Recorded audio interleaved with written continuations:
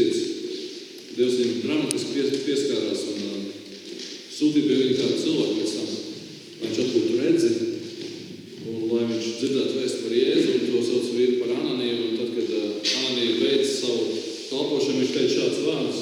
Un ko tu vēl tagad vilcinies, celies augšā un nomazgā savus grēkus, piesaukdams viņu vārdu. Tas, ko jūs darījāt šodien, jūs piesaucāt Jēzus vārdu, jūs esat nomazgāti, jūs esat šķīsti, jūs esat tīri, un ne tik daudz fiziski, varbūt arī fiziski kādam palīdzēt, nezinu. Ja mājās neduši, piemēram. Ok, tas bija joks. Bet jūs esat nomazgāti garīgi. Amen. Un tāpēc es gribu runāt par šķīstību šodien. Šķīstība. Amen. Tas vārds par tāds svešāds, tāds, nezinu, vecācīgs laiks. Šķīstība nozīmē vienkārši tīrība. Nozīmē, ka tu esi tīrs, ka tu esi šķīstība. Bībeli ļoti daudz runā par šķīstību. Es gribētu šodien arī jums dot kaut kā tādu, es nezinu, lai jūs novērtot to, ko nozīmē Bībeles izpratnē šķīstība un kāpēc viņa tik svarīga. Cik svarīgi ir šķīstība un cik svarīgi ir tas, ko Dieva vārds māca par šķīstību.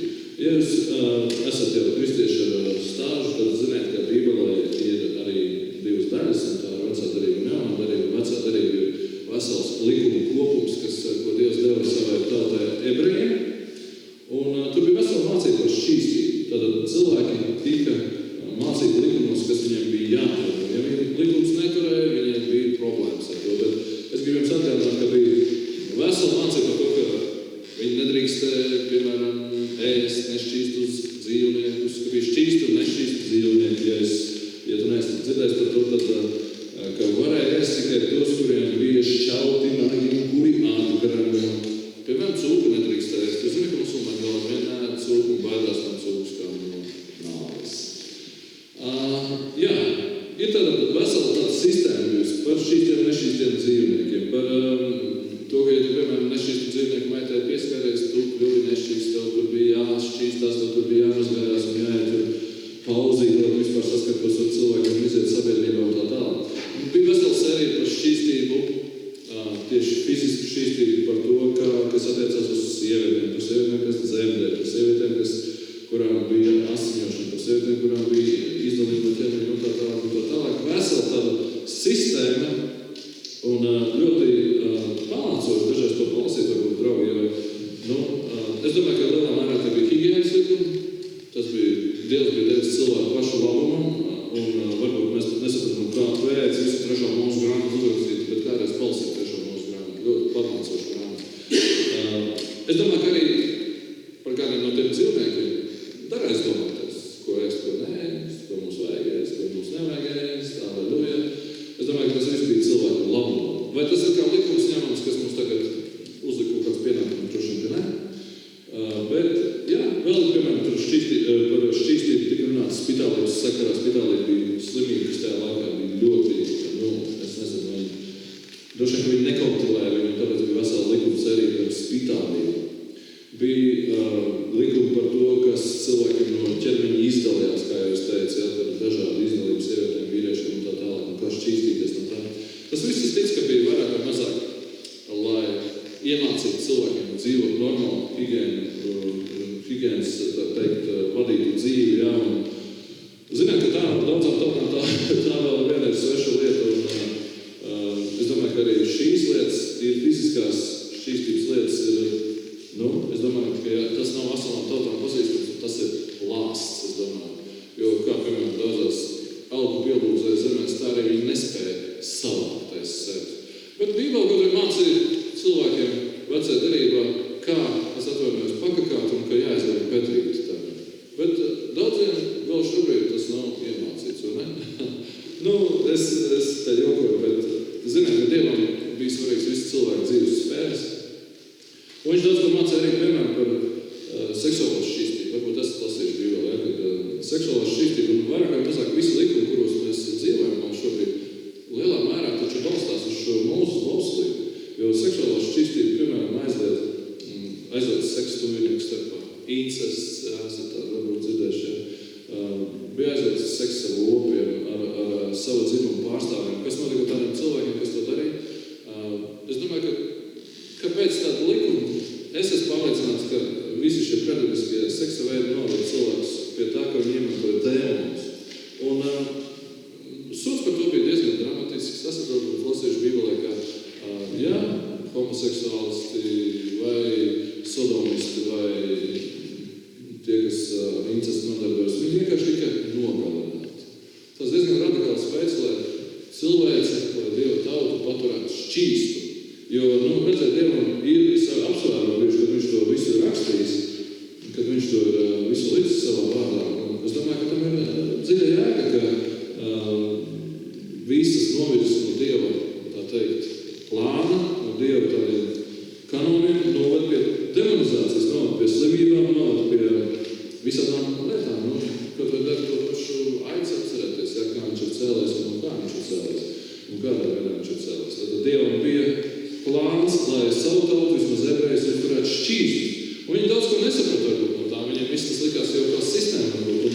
Jūs zināt, ka tam ir dziļa garīga nozīme. Ja? Kā jūs teicu, to Dievs uzskatīja par kaunu pilnu apgānīšanos, visu, ko es nosaucu šīs lietas. Ja? Rakstīts, ka pat zeme kļuva apgānīta cilvēku grēku dēļ. Ievērojot to, ka šie grēki tika nosodīti Bībelē, un ja tomēr cilvēki nodevās šīm lietām, 3. Mūzes grāmatā rakstīts, ka zeme ir apgānījusies. Zeme ir apgānījusies. Tas nozīmē, ka tālāk viņš saka, Mūzes dod savu līdzi šo Dievu likumu un saka, lai zeme jūs neizspļauj nedarīt šīs lietas. Padomājiet par šīm lietām. Ja cilvēki kļuva nešķīst, ja viņi nodevās nešķīstām lietām, rakstīts, ka zeme kļuva apgānīta. Rakstīts, ka zeme sāk šos cilvēkus izspļaut. Nāca visādas problēmas cilvēkiem viņa dzīvē. Sākās nēraži, sākās neauglīgi uz zemes, notika tā, ka kari sākās un šos cilvēkus vienkārši izspied no šīs zemes. Jo saprotiet, zeme kā tāda, kā lai to pasaka, tāda fiziska vide, kur mēs dzīvojam kā cilvēki, ir lielā mērā atkarīga no cilvēku morāles. Tieši tāpēc, ja ir pagrimums, nešķīstība, ir grēki, tad arī tā zeme ir nolādēta, un viņa fiziski ir nolādēta. Varbūt esat redzējuši filmu par atmolu Grenlandes eskimos vidū. Nē, tas nebija Grenlandes, tas bija Kanādas eskimos vidū, kur pirms tam valdīja vārdarbība, izvarošana, dzeršana, un viņi neko nevarēja izaudzēt. Ziemeļbrieži aizmirīja kaut kur projām, logas vairs neauga, reāli, fiziski vairs neauga logas, tāpēc, ka tā tauta bija pagrimusi. Ir tāds filmu internetā, krieviski, noskatieties. Tad, kad notika atmodu, šie cilvēki atgriezās pie Dieva, sākās, atgriezās ziemeļbrieži, sāk augt logas, viņi sāk apstrādāt zemi, zeme kļuva auglīga. Draugi, tas, ko mēs redzam fiziskajā vidē, ir tieši saistīts ar cilvēku morāli, kas apdzīvo šo zemi. Vai jūs man spējat izsakot? Ja cilvēki ir nešķīsti, ja tauta ir nešķīsti, zeme ir nolādēta. Es negribu būt paralēlis, kas ar mums te notiek Latvijā. Pirmkārt, mums ir brīnišķīga valdība, par ko, protams, mēs visi lūdzam Dievu. Jā, es tā ceru, ka mēs lūdzam, jā. Bet šī zeme kļūst tukša. Šī zeme izspļauj savus iedzīvotājus. Ievērosiet, ja? Šī zeme izspļauj savus iedzīvotājus. Šeit ir tukši ciemati, ir tukšas pilsētas, cilvēki aizbrauc, un katru dienu Latvijas iedzīvotājs skaits samazinoties par 55 cilvēkiem dienā. 55 cilvēki. Paldies Dievam, ka, protams, kaut kāda cīmstība ir, kaut kas jau notiek, bet šīs rakstures tomēr liek aizdomāties. Un te ir rakstīts, ka tie šķīstīšanas veidi bija tādi, kā es teicu, diezgan dramatiski un diezgan radikāli. Ja?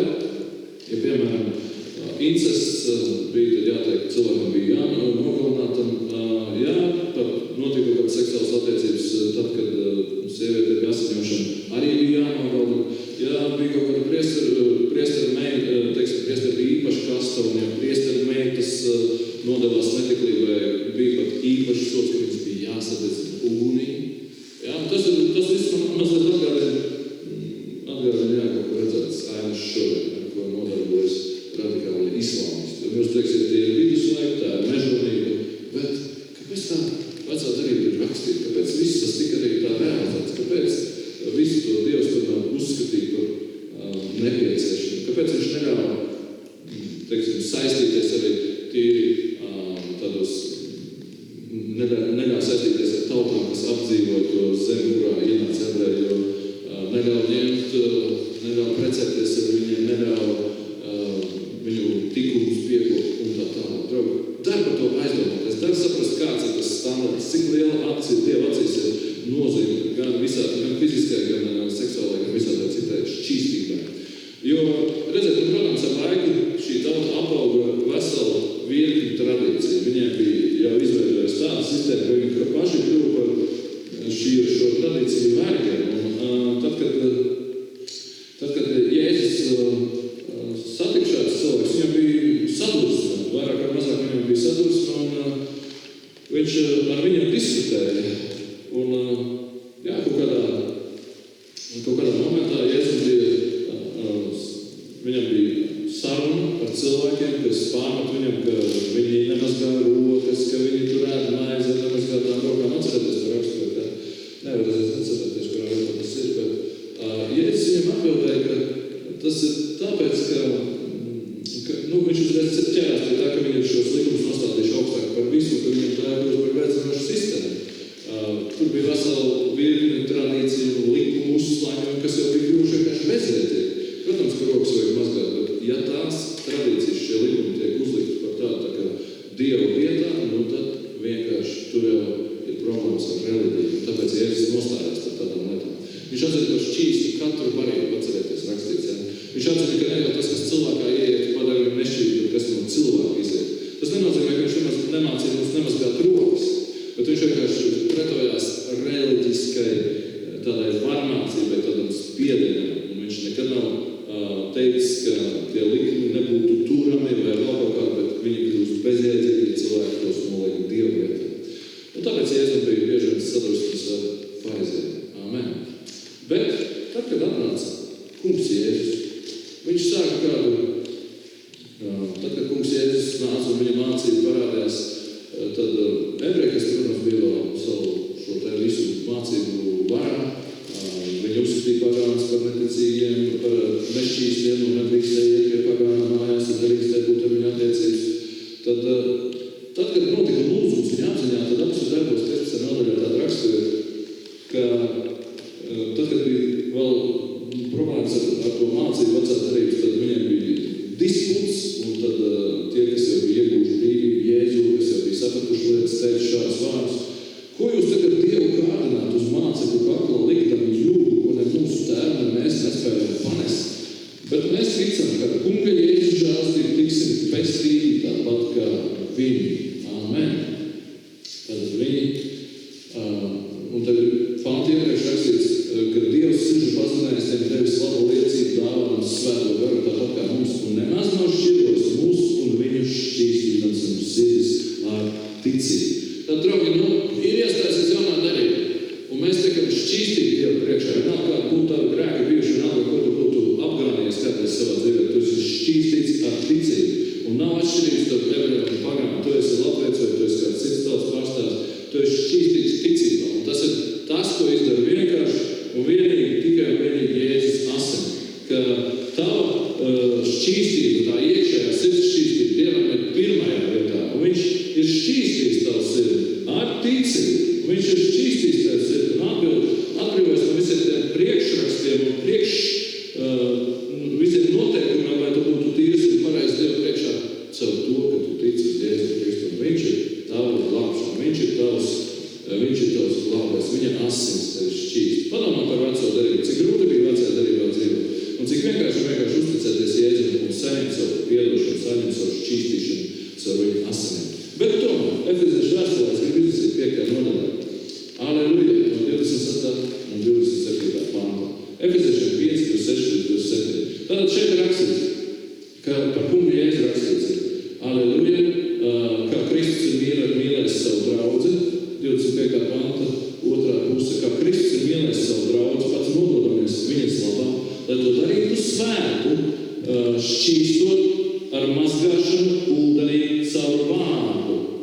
Sev savu draudzi sagatavotams cienīgi, bez traipa, bez krunkas un cita tam līdzīga trūkuma, lai tā būtu svēta un bez vainas. Draugi, Jēzus mērķis tam, ko mēs arī darījām kristību ūdenī, ir tas, lai tu tiktu nomazgāts, lai Dieva acīs vairs neviens tavs grēks, neviens tavs traips vairs nebūtu redzams. Un tajā brīdī tu iegūst atbrīvošanu no sātana varas, tu iegūst atbrīvošanu no savas pagātnes. Un Dieva acīs tu esi šķīstīts, tu esi svēts, tu esi nomazgāts. Bet šeit arī tas mērķis, ka tev ir, tas tiek darīts ar tevi šis kristīgais būvnieks ar izteiktiem vārdiem, un tas ir Dieva lūgums, lai draudze būtu cienīga, bez strēka, bez krūkas, vai tam līdzīgi trūkuma, lai tā būtu svēta un bez vainas. Principā, draugi, tas pats nodoms, tas pats, kas vecajā darbībā tika darīts ar veselu sistēmu, likumu un baušanu, jaunajā darbībā, to izdara Dievs, kas pieskarās mūsu sirdīm, caur svēto garu, nomazgā mūsu caur Jēzus asinīm, mēs esam nomazgāti caur Jēzus asinīm, mēs esam viņa draudze. Aleluja, aleluja, aleluja. Un, draugi, tomēr, ja es risinu šo tēmu tālāk, es gribu jums arī izdziet no Jākoba vēstules, ka ja Dievs mums ir šķīstījis vispirms iekšēji, jo vispirms jau, kā teica Jēzus, arī farizējiem, kuri bija norukojušies par to, kā viss ārēji izskatās, vai es esmu pietiekami cienīgi izskatos, vai es pareizi esmu saģērbies un tā tālāk. Jēzus teica, šķīstiet vispirms kausa iekšpusi, tad arī tā ārpus kļūst tīra. Un vēl viņš mazliet teica, ka viņi izskatās līdzīgi nobaltātiem kapiem, kas no iekšpuses no ārējums ir balti, bet no iekšpuses ir pilna visādi netīri. Tāpēc Jēzus vienmēr norūpēs par to, lai mēs iekšēji tiktu šķīstīti. Un šī ir tā šķīstīšana, ka tavs sirds ir izmainīta. Tā, ka tu kristīgi ūdeni iekāpi, tavs sirds ir izmainīta. Tu esi jauns parādījums Kristu Jēzu. Tev ir citas tieksmes, tu esi nomiris vecajā dzīvē, tu esi augšām cēlies līdz ar Jēzu. Un tu esi iekšēji šķīsts. Bet, draugi, jūs saskarsaties savā dzīvē ar to, ka jums ir tomēr paradumi, jums būs kārdināšanas, jums būs dēmoni, kas ar jums staigās, jums būs izvēles, kas jāizdara, jums būs dažādas lietas, kas arī jūs pašu locekļos varbūt vēl signalizēs. Es gribu to, vai es gribu šo, vai es gribu skatīties to, iet turos, varbūt to iedzert, vai to izdarīt, vai kaut ko tādu. Tāpēc Bībele mums saka, Jākoba vēstulē 1. nodaļā 27. pantā, es gribu izlasīt. Tīra un neapgānīta kalpošana Dieva Tēva priekšā ir šī. Tātad, ja tu gribi zināt, ar ko tev tagad jākalpo, vai tev visi priekšraksti jāievēro? Nē, tev ir dota vienkārši instrukcija. Reakcija uz tavu glābšanu ir šī. Tīra un neapgānīta kalpošana Dieva priekšā ir šī. Pieskatīt bārņus un atrādus viņu pēdās, tas ir amen, mums par to ir jādomā, bet otrā daļa pantā. Sevi no pasaules pasargāt neapgānīt.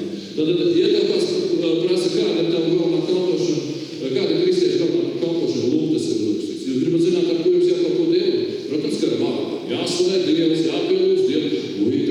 Tas ir svarīgi, aleluja, aleluja, bet galvenais, draugi, jūsu dzīvē ir šis te. Jūsu kalpošana Dievu priekšā ir šī te. Sevi no pasaules pasargāt neapgānīt. Kāpēc es par to runāju? Tāpēc, ka mēs visi dzīvojam pasaulē, tāpēc, ka pasaule ir zaudējusi mēru, tāpēc, ka mēs visi dzīvojam vienkārši, mēs dzīvojam kultūrā, kurai kristietības ietekme ir mazāk sakara, cilvēki vispār zaudē jēgu, cilvēki zaudē visu, jebkuru mēru sajūtu, un tas, kas kādreiz bija balts, tagad ir melns un otrādāk, un mēs vienkārši drīz satiksim jauns cilvēks, kur vispār nezinu, kas ir grēks, kāds ir grēka jēdziens, kas tas ir, viss ir labi, viss ir ok. Draugi, ja mums pietiek zināt jau veco darību, mums pietiek kādā zināt veco darību, lai, ja tu gribi zināt, un cilvēkiem pateikt, kas ir grēks, kas ir kaut kāda seksuāla nešķīstība, palas 3. Mūzes grāmatu. Tur viss ir pateikts. Aleluja. Bet es šeit saku, ka tava kalpošana Dievu priekšā ir šāda, ka tev pašam sevi jāpasargā no pasaules neapgānīt. Aleluja. Un tāpēc Jēzus saka, aleluja, ka nekas nav svarīgāks par šo šķīstību. Viņš dod to, tagad es lasīju šo rakstot, es pilnīgi biju šokēts, es biju pilnīgi, es biju izbrīnīts, kā šīs rakstos tā kā skrien garām. Kāpēc viņas tā skrien garām? Kāpēc viņas liekas nērtas? Kāpēc viņas liekas tādas nekomfortablas? Šeit rakstīts, piemēram, Mateja 18. nodaļa, 8.9. pāns. Esat dzirdējuši šos rakstus, ja? Bet gribu izlasīt. Tāpēc, ja tava roka vai tava kāja tevi apgrēcina, tad nocēr to un met to prom, jo tas tev labāk, ka tu ticis vai rokas ieiet dzīvībā, nekā, ka tev ir 2 rokas un 2 kājas un tevi iemet mūžīgā ugunī. Un ja tava acis tev apgrēcina, izrauj to un met to prom, jo tas tev labāk, ar vienu aci ieiet dzīvībā, nekā, ka tev ir 2 acis un tevi iemet ēles ugunī. Un jūs kā kristieši, protams, esat mācīgi, un jūs zināt, ka mēs esam izglābti ticībā, mēs esam izglābti no žēlstības,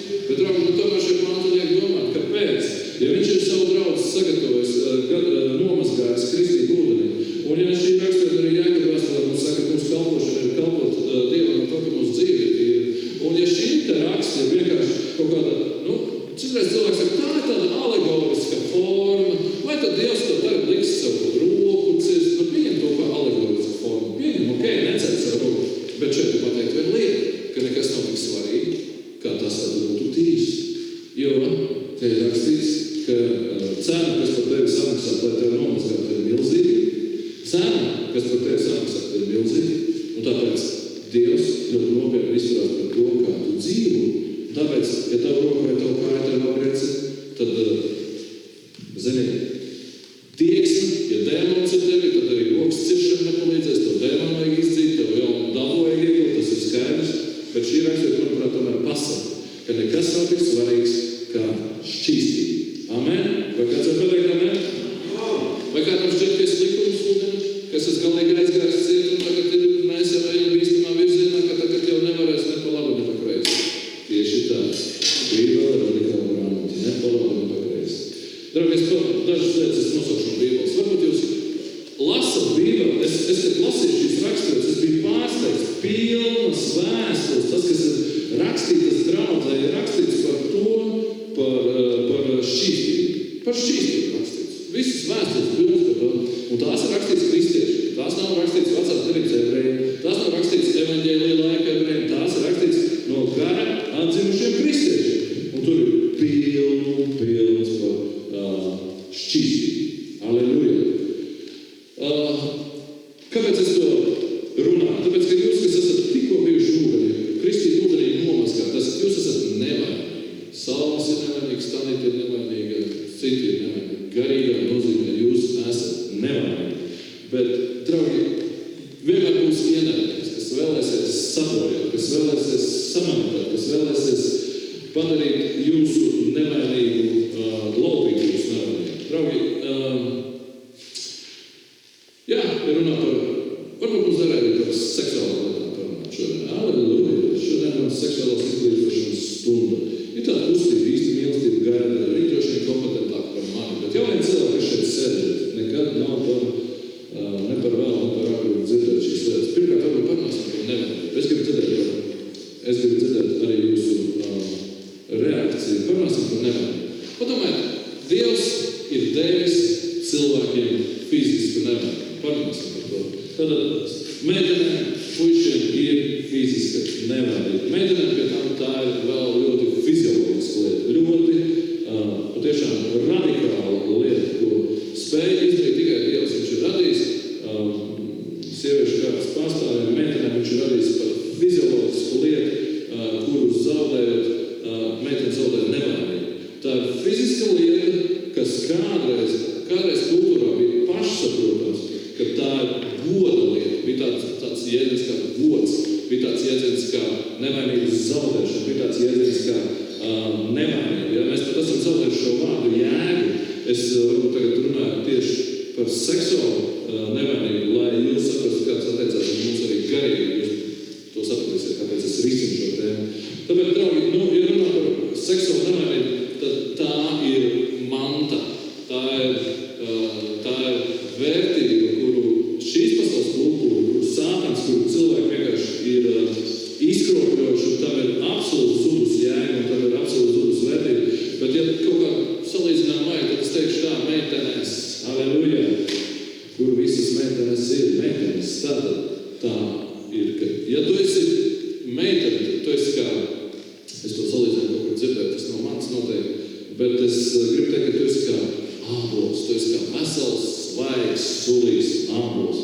Ja tu zaudē savu nevainību, kur to nevajag zaudēt, ja tu zaudē to no papildiņa vai vēl kādiem citiem seksuāliem sakariem, tad tu esi sevi kā šo ābolu nodevis apēšanai. Un katrs šāds, teiksim, šāda lieta, kas ir tev notiek, ir it kā kāds no tevis nokūst gabalu. Un gabalā šī meitene, šī jau sieviete kļūst par tādu serdi. Vai kāds gribēs serdes jūsuprāt? Kā jums šķiet, kāds kāroties serdes vīrieši kāro serdes, ko viņi grib? Viņi grib ābols, vai ne tā? Tātad šī ir seksuāla, fiziska nevainība, bet šī nevainība pat ir tāda nāca, draugi, es pat esmu dzirdējis, varbūt jums tēma putināls, bet es pat esmu dzirdējis, ka cilvēki, sievietes, kas ir zaudējuši nevainību, bet cenšas ķirurģiskā ceļā apjaunot nevainību, jo, tā, protams, ir pasaules tās murgi, jā, un tā ir pasaules svara, ka mums, ka to nav daļas, bet Bet cilvēki zina, ka tam ir vērtība un saprot, ka tam ir vērtība. Tāpēc, ja runā par seksuālu nevainību, tad esi uzmanīgs, sargā savu seksuālu nevainību, tāpat kā puiši, tāpat kā meitenes, tas uz jums vienādā attiecās. Tāpēc, ka tu esi paredzēts vienam vīrietim, vienai sievietei, tu esi izredzēts, tu esi paredzēts vienkārši sargā savu labāko māju. Kādreiz cilvēks saprot tā vērtību? Kādreiz primitīvās kultūrās, mēs to saucam par primitīvām kultūrām, kaut tās ir normālas kultūras, cilvēki saprot, ka tā ir derība. Cilvēki saprot, ka seks ir derība. Viņi saprot, ka sievietes, meitenes nevainības zaudēšana, tā ir derības slēgšana. Jūs zināt, ka dažās primitīvās kultūrās pēc kāzu nakts vecāki iznesa palagus, izkāra ciema centrā, lai visi pārliecinātos, ka derība ir noslēgta, ka asins ir izlietas. Vai jūs saprotat? Asins tika izlietas kā derības zīme, ka šī meitene ir bijusi nevainīga, ka viņa ir slēgusi derību ar šo puisi, ar šo vīrieti. Jā. Tas nozīmē, ka tika izlikti lietiskie pierādījumi, tā teikt. Vai jūs esat ar mani?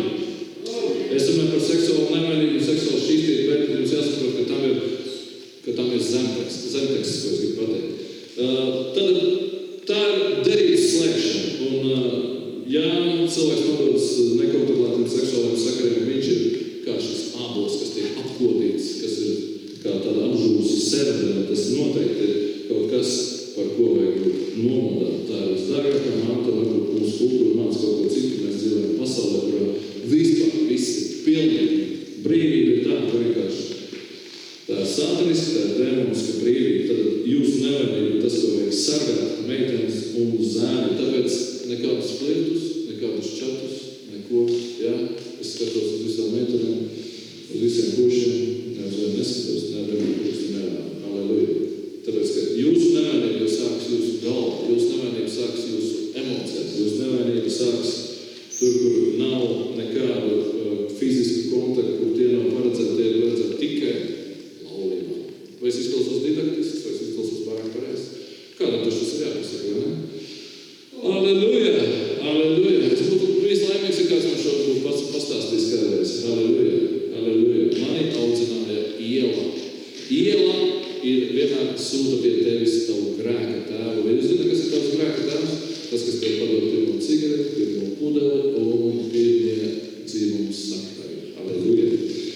Un, diemžēl, šos tēvus mēs klausām, jo parasti viņi ir kā autoritātes mūsu dzīvē dažreiz. Halleluja! Un paldies Dievam, ka tā nav. Halleluja! Paldies Dievam, jūs esat svētīgi cilvēki. Tāpēc, ka sevi izniekot un pa gabaliem sadalīt, vai tie ir puiši, vai tās ir meitenes, pēc tam Dievam grūti ir jāstrādā, lai atjaunot emocionālo balansu, lai atjaunot tevi spēju būt uzticīgam, būt mīlošam un tā tālāk. Halleluja! Amen! Halleluja! Tad šī lieta ir ļoti būtiska. Es gribu tikai nosaukt, par ko runā Bībele, tāpēc, ka negribu katru rakstot izlasīt, bet Galtiešu vēsture runā par to, ka zināma miesas darbi tā netiklība un nešķīstība. Ja? Tad ļoti daudz raksturīt. Ebreju vēsturē rakstīts, ka netiklos un laulības pārkāpējs Dievs sodīs. Ja mēs domājam, ka vienkārši cilvēki var grēkot dzīvot šādā, es pēc zinu daudz kristiešu, kas dzīvo vienkārši kaut kādās pseido laulībās, kaut kādos partneriem dažādiem. Ja? Draugi, tā ir nešķīstība. Bībele saka, ka netiklos Dievs sodīs.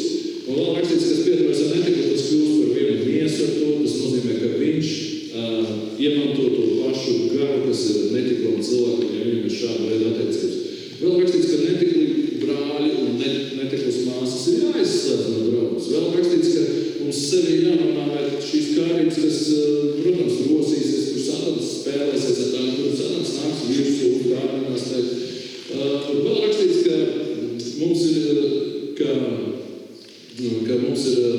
tagad atcerieties, kad tika atcelts šie kā likumi, kas uz pagāniem neattiecās apostļu darbos, kur bija tā krīze, tad pie Jeruzalemes apostļiem tika sūtīti sūtņi, un viņi sūtīja pie pagānu kristiešiem ziņas tādas, ka neizpildēt visu vecās derības bauslību, nedariet to, bet viņi nosaucam ar dažus noteikumus, kas jāpild arī pagānu. Sargāties no elkiem, sargāties no nožņaukta, sargāties no asinīm un sargāties no netiklības. Tie bija tomēr nozīmē, ka tu nevar teikt, viss tagad ir aizstāv, cik mēs esam tagad jāgraugi. Nē, ir kaut kāda likuma arī, kas attiecās uz jaunās derības kristiešiem. Aleluja. Ziniet, netiklība tiek, teiksim, uzsvērt arī, ka Dievs nav aicinājis mūs nešķīstībai, bet svētapšanai. Efeziešu rakstā rakstīts, ka visu veidu netīrība, lai pat vārda pēc mums ir sveša. Draugi, jūs zināt, kāds tas ir līmenis? Lai mēs nezinām, kurš ar kuru ir gulējis, privāto dzīvi salasījuši, tas, kur nomainīja tam, tur kas, tur. Mums tas nav jāzina. Mums pat vārda pēc ir jābūt svešām šīm lietām. Aleluja. Mēs esam pārāk informēti par to, ar ko nodarbojas pasaule. Mēs par sevi par to varam arī teikt. Aleluja. Mums nevajag būt informēti par to, ar ko nodarbojas pasaule. Mums nevajag zināt, ar ko katrs ir nomiris. Kāda tur Maiklam Džeksonam bija slimība vai nē, ko viņš viņu tur bija dabūjis un ar ko viņš tur bija to darījis. Neko mums no tā nevajag zināt. Bībele saka, lai mums pat vārda pēc visas šīs lietas ir svešas. Tad mums vajag tādu bērnu stāvu pieņemt, ka mēs vienkārši sevi izslēdzam no šīs sarkanas sistēmas, kas ir nešķīst, kas tevi grib apgānīt. Un ticiet man, draugi, šī nešķīstības spiežas iekšā pa visām porām, ja tā var teikt, pa visām spraugām iekšā. Tas ir kaut kas, kas izmaina mūsu domāšanu. Tas ir kaut kas, kas ietekmē jaunieši. Kaut kas, kas jūsu domāšanu izmaina. Jūs dzīvojat kultūrā, kur tas ir bez maz normāli. Tāpēc, vajag kaut kādu pretspēku, vajag kaut kādu Dievu vārdu pretī. Un ja kas, draugi, vienīgais iemesls, kāpēc Jēzus pieļāva šķiršanos, jūs zināt tāds, viņš pieļāva šķiršanos tikai vienīgi netiklības gadījumā. Tikai tad, kad ir pārkārta laulība. Jēzus teica, ka tad laulība ir šķirama. Tad netiklība, nešķīstība fiziskā, seksuālā ir ļoti ļauna lieta. Vai taisnība ir šodien? Jā, protams, brīdināt pusmužu cilvēkus. Es pieļauju, ka jūs visus šīs ir aktuālas lietas, bet tomēr garīgā šķīstība, tas ir daudz kas vairāk. Bet tieši tāpat kā bija kādreiz kāds grēka tēvs tavā dzīvē, kāds, kas tev pasniedz pirmo cigareti, pirmo glāzīti vai pirmo netiklo anekdoti pastāstīja, un tu vēl būdams tīrs, jau skolā toaletē klausītamies hihinā. Draugi, ir tāds raksturs man tajā evaņģēlē, ka es arī iesāku lasīt, es gribu izlasīt.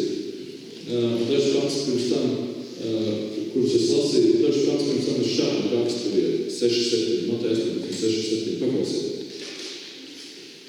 Bet kas apgrēcina vienu no šiem vismazākiem, kas ar to domāts? Tur ir domāts šie kristieši, Dieva bērni, tur ir domāts, cik viens no mums, ka mēs nedrīkstam viens otru apgrēcināt.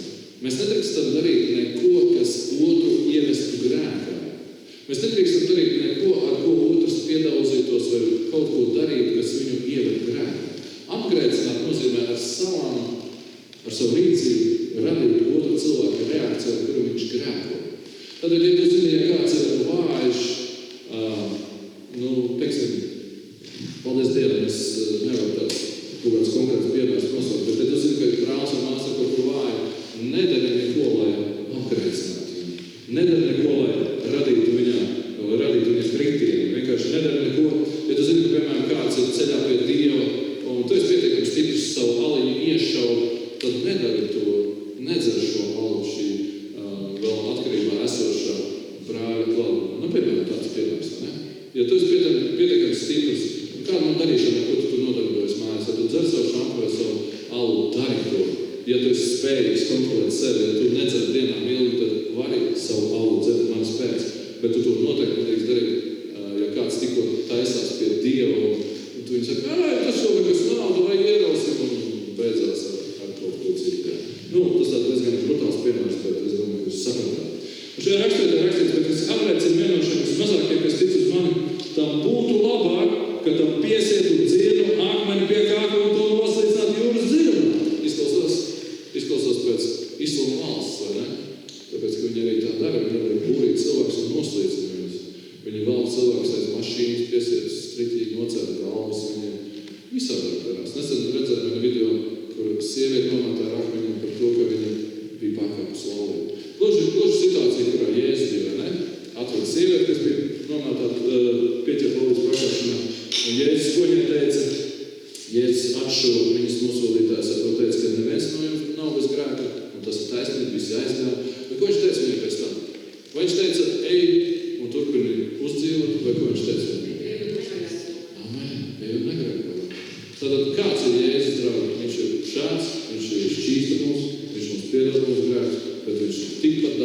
nomodara, ka mums šķīstība kā vecās darības likumu un lietām, to sev aizvās, ka viņš ir tikpat daudz nomodara par to, lai mēs būtu kā tīri cilvēki.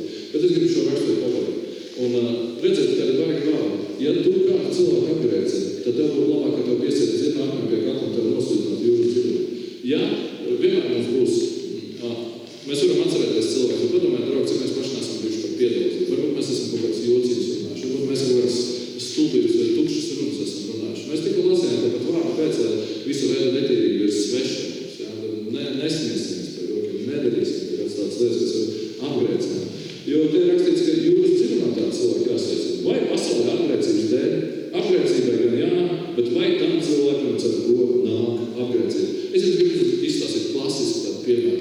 Ja runā par mazākajiem, ja runā par bērniem, ar ko sākās grēks? Mazs bērns ir bez grēka atzīts. Ja? Jūs zināt, ka viņš tikko piedzimst, viņam nav ļauna, laba atzīts.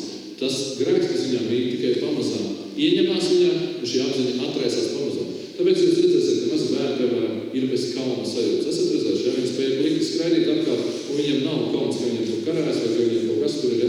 Viņi skrien pliki, jo viņiem nav kauna manas apziņas. Ir tā, vai ne? Piekritīsiet, ja? Bet tad, kad viņi paaugās, viņi jau sāk saprast, kas ir kauns. Ir tā, vai ne? Un tāpat viņi arī sāk saprast, kas ir grēks. Viņi sāk nogaršot grēku, viņi sāk satvert šo grēku. Un viņi kļūst tādi, kas zaudē savu garīgo, savu emocionālo, savu morālo šķīstību, savu nevainību zaudē. Es tagad runāju par garīgu nevainību. Un mans piemērs ir tāds, ka man ir 2 bērni šajā manā ģimenē. Vecākais jaunākajam, kurš pats, protams, ir kā ticīgs, kurš lasa Bībeli un tā tālāk, bet kāds viņu bija izvarojis, kāds viņu bija pavedis, es domāju, garīgā nozīmē. Caur to, ka klasē viņš jau bija uzzinājis, kā saucās dzimuma orgāni, tādā valodā. Un manam mazākajam bērnam, kuram ir 4 gadi, viņš jau bija paspējis pienākt un izstāstīt, kā ir vienā valodā, kā ir otrā valodā. Un tas mazais muļķītis, vēl bez grēka apziņas, vēl bez kauna apziņas, iet un skaļi deklamē pa māju. Tas ir tas. Un, ziniet, jau tajā brīdī viņš jau zaudē savu garīgu nevainību. Viņš jau ir samaitāts. Viņš jau ir baudījis no grēka. Un, ziniet, ko es teicu savam vecākiem? Es neko nedarīju. Es viņam teicu, tu principā esi tas, kuram vajadzētu akmeni kaklā. Tāpēc, ka viņam ir tikus laupīta nevainība šajā brīdī, jo šeit ir rakstīts. Apgrēcība nāks. Vienmēr kāds mums iegalinās toaletē, teiks uzpīpē, vai nāc, laižam dzīvē, vai vēl kaut ko. Bet, draugi, tajā brīdī tas cilvēks ir sātans sūtīts, tajā brīdī tas cilvēks ir pelnījis akmeni kaklā. Un tā, mans mazais puika jau ir zaudējis savu garīgu nevainību. Tā ir tā rupjā lieta, ko sātans nodarbojas, ka viņš sūta šādus cilvēku dzīvēs. Tas ir tāds piemērs, draugi, kas varbūt mums liek visiem padomāt, ka šī šķīstība, šī gan seksuālā, gan garīgā šķīstība ir tāda lieta, par ko Bībeli tik daudz runā, ka mēs nevaram vienkārši ignorēt. Ja? Es gribu izlasīt dažas raksturietas 2. korintiešiem. Nav daudz, tiešām raksturietas, 2-3 raksturietas un beigsim. 2. korintiešiem es gribu izlasīt 6. nodaļā, patiešām raksturietas, par kuru tad padomāt. Lasam no 14. panta. Šeit ir par to pašu, par ko es runāju seksuālā rakursā, skatoties, šeit ir par to pašu garīgā veidā. Nevelciet svešu jūru kopā ar neticīgiem, jo kāda daļa ir taisnība vai netaisnība, kas ir gaismē kopējis ar tumsību, kā Kristus savienojums ar pēlējām, vai kāda daļa ticīgiem vai neticīgo, kas kopējis ar Dieva namam ar elkiem, jo jūs esat dzīvā Dieva nams, kā Dievs jūs attīstat viņos gribu mājot, un viņu starpā staigāt, un es būšu viņu Dievs, un Dievu būs mani ļauts. Tāpēc aiziet no viņa vidus un nošķirieties no tiem, saka tas kungs, un neaiztieciet neko, kas ir nešķīsts. Tad es jūs pieņemšu. Tad es būšu jums par tēvu, un jūs būsiet man par tēviem un meitām, saka tas kungs, visu valdītājs. Amen! Vai tā ir pietiekami skaidri rakstīt? Vai tur ir pieminēts šķīstīt? Protams, neaiztieciet neko, kas ir nešķīsts, tad es jūs pieņemšu. Draugi, tā ir mūsu kalpošana, ka mēs pavadām savu dzīvi svētā veidā, ka mēs esam svēti, ka mēs veltījamies Dievam un sakam, Dievs, es gribu upuris, tev es gribu būt svēts. Jākab vēstule 4. nodaļa, arī par to pašu runā, 4.5. pants. Laulības pārkāpēji cilvēki, vai jūs nezināt, ka šīs pasaules draudzība ir Dieva ienaidība. Dieva acīs, draugi, šī ir laulības pārkāpšana. Tad, kad mēs mīlam pasauli, tad, kad mēs esam ar pasaules vērtībām piepildīti, tad, kad mēs domājam līdz visiem pasaules kitiem,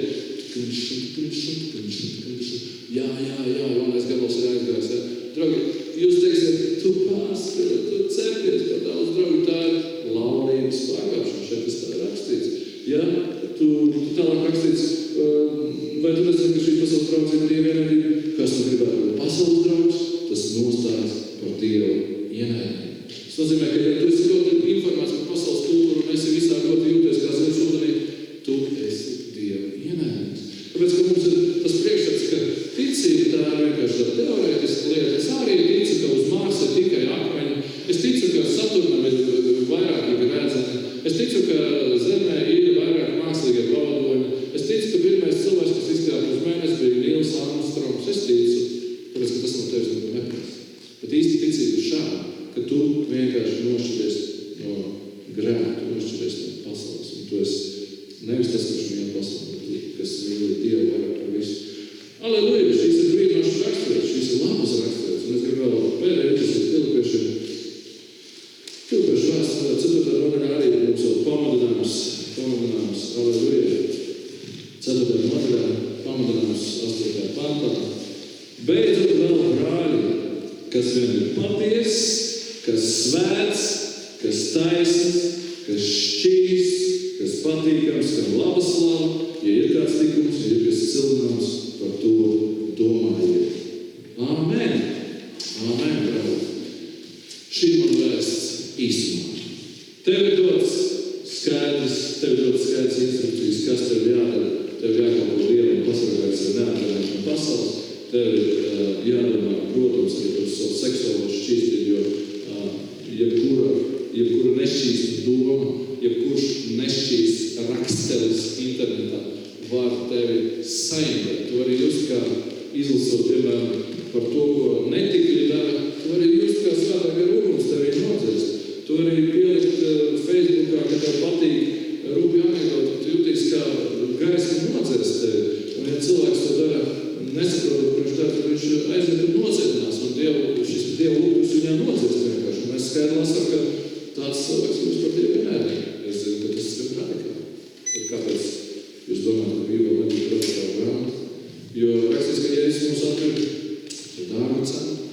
Un rakstīts, ka mums ir attiecīgi jārēķina. Vai tu esi šeit? Amen.